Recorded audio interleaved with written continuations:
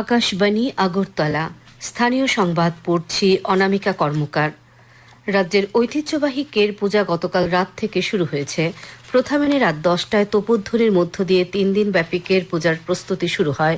ত্রিপুরার রাজপরিবারের এই পুজো আগরতলার নতুন হাভেলি অর্থাৎ উজ্জয়ন্ত প্রাসাদ প্রাঙ্গণ এবং পুরান হাভেলি অর্থাৎ চতুর্দশ দেবতা বাড়ি প্রাঙ্গণে আয়োজন। প্রত্যেক শ্রোতা বন্ধুদের কাছে আমাদের অনুরোধ থাকবে, আপনারা যদি আমাদের ইউটিউব চ্যানেলকে এখনও সাবস্ক্রাইব না করে থাকেন এখনই সাবস্ক্রাইব করুন।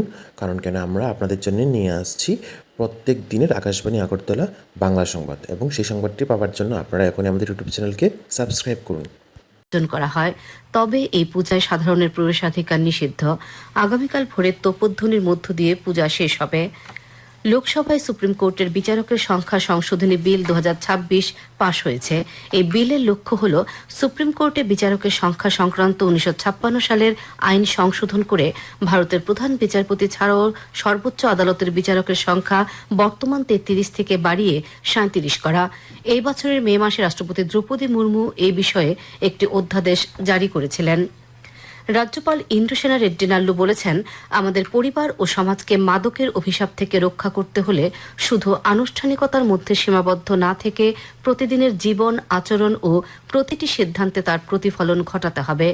ব্রহ্মকুমারী ডক্টর দিদি প্রকাশ মণিজির স্মৃতির উদ্দেশ্যে 10 কোটি নেশামুক্ত শপথ ও ইউনিভার্সাল ব্রাদারহুড রক্তদান অভিযানের অঙ্গ হিসেবে গতকাল আড়ালিয়া প্রজাপিতা ব্রহ্মকুমারী সেন্টার আয়োজিত অনুষ্ঠানে তিনি একথা বলেন।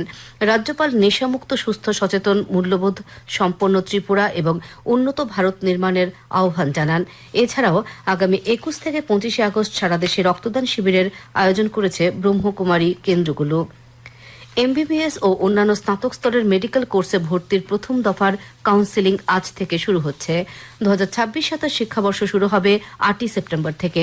মেডিকেল কাউন্সেলিং কমিটি জানিয়েছে, ডিমড ও কেন্দ্রীয় বিশ্ববিদ্যালয়ের প্রথম দফার কাউন্সেলিং 17 আগস্ট পর্যন্ত চলবে এবং 22 আগস্টের মধ্যে যোগদান করতে হবে। দ্বিতীয় দফা 24 আগস্ট থেকে 2রা সেপ্টেম্বর এবং তৃতীয় দফা 10 থেকে 18 সেপ্টেম্বর পর্যন্ত অনুষ্ঠিত হবে।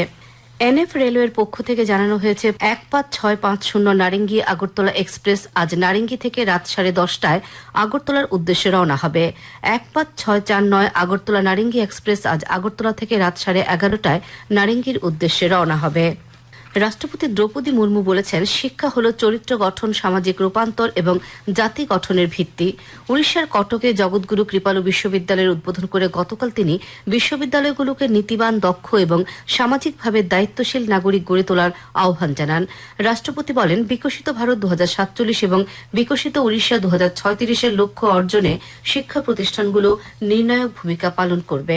বিদ্যুৎমন্ত্রী রতনলাল নাথ জানিয়েছেন, রাজ্যে বৈদ্যুতিক ট্রেন চলাচলের লক্ষ্যে 272 কিলোমিটার রেল লাইনের বৈদ্যুতিকরণ সম্পন্ন হয়েছে। গতকাল ঊনকোটি জেলার কুমারঘাটের বিদ্যুৎ বিভাগের ত্রিতল ভবনের ভিত্তিপ্রস্তর স্থাপন অনুষ্ঠানে তিনি এই কথা জানান। উপস্থিত ছিলেন বিধায়ক ভগবান চন্দ্র দাস, ঊনকোটি জেলা পরিষদের সভাধিপতি অমলেন্দু দাস প্রমুখ। উপজাতি কল্যাণমন্ত্রী বিকাশ দেববর্মা বলেছেন, ডক্টর বি.আর. আম্বেদকর স্মৃতি ছাত্রী নিবাসে ছাত্রীদের অধিকার ও নিরাপত্তার প্রশ্নে কোনো ধরনের অবহেলা বরদাস্ত করা হবে না। গতকাল তিনি জগন্নাথবাড়ি রোডের ছাত্রীনিবাস পরিদর্শনে গিয়ে এই কথা বলেন। সাইক্লিস্ট হর্ষিতা জাখার সুইজারল্যান্ডে অনুষ্ঠিত ট্যুর ডি ফ্রান্স ফ্রেমে অংশ নেওয়া প্রথম ভারতীয় মহিলা হিসেবে ইতিহাসের নাম লিখিয়েছেন।